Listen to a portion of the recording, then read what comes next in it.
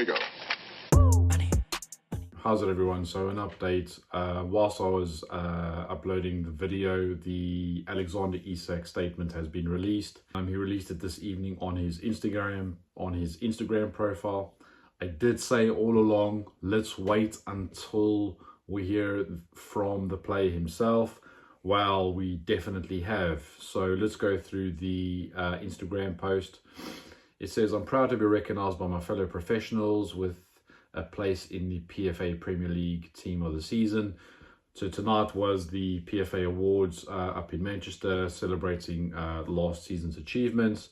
First and foremost, I want to thank my teammates and everybody at Newcastle United who supported me along the way. Whatever. I'm not going to the ceremony tonight with everything going on. It didn't feel right to be there. Yeah, okay. I've kept quiet for a long time while others have spoken. That silence has allowed people to push their own version of events, even though they know it doesn't reflect what was really said and agreed behind closed doors. The reality is that promises were made and the club has known my position for a long time. To now act as if these issues are only emerging is misleading. So the reality is that promises were made and the club has known my position for a long time.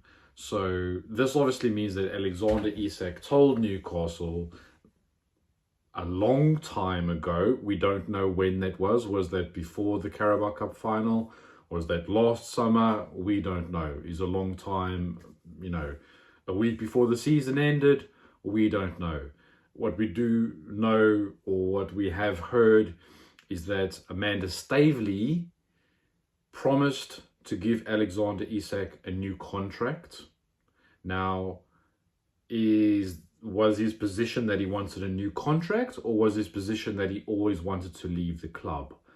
We know that when Mitchell came in, he didn't want to give Alexander Isak an improved contract because of the length that he still had on his contract at the time.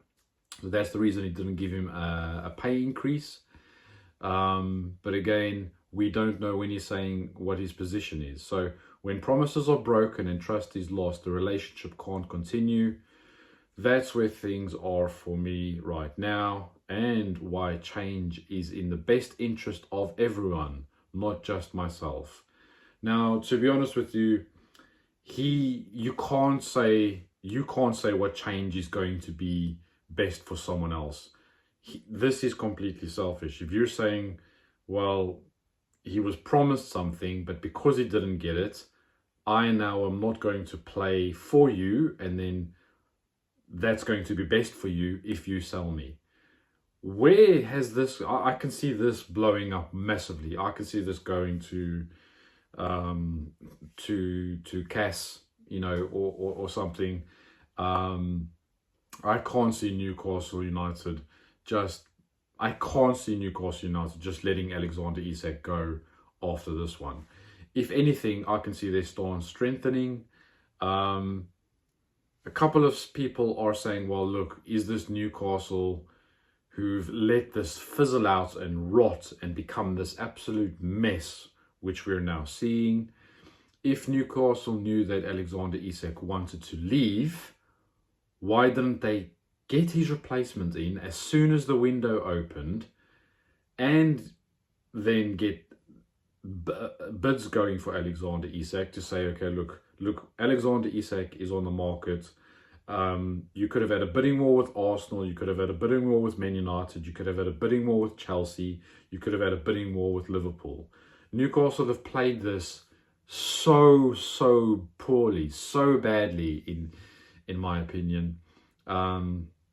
If it's a fact that he himself only ever wanted to go to Liverpool, well, the thing is tough.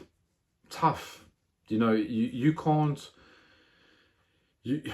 From Newcastle's perspective, you can't just be held ransom to say, okay, look, I want to leave. I'm not playing. My toy's at the cot. I want to leave right now. It's got to work for both parties.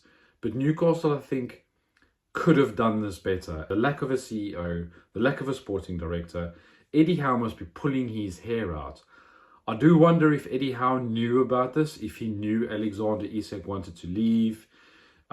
Is this maybe why he said that the club need to get their transfer business done early? Because he knew this was going to happen. But the whole thigh injury thing, it's Celtic, and you know the fact that it's 12 days now before the window closes, and this is the top story on most of the transfer sites, is just unbelievable. It's just how we've got ourselves into this mess is unbelievable. It's probably going to take a little bit of time for me to digest what he's saying. The big statement in there is to say, when promises are broken, what were the promises? And number two is the relationship can't continue. Now, that just means him on his relationship saying, well, I can't continue the relationship with Newcastle. Newcastle wants to continue the relationship with him. The news is that Newcastle have offered him a record-breaking contract, and he still said, no. You've broken your promises to me. You can offer me whatever you want. The relationship can't continue. Eventually, we've heard from the horse's mouth.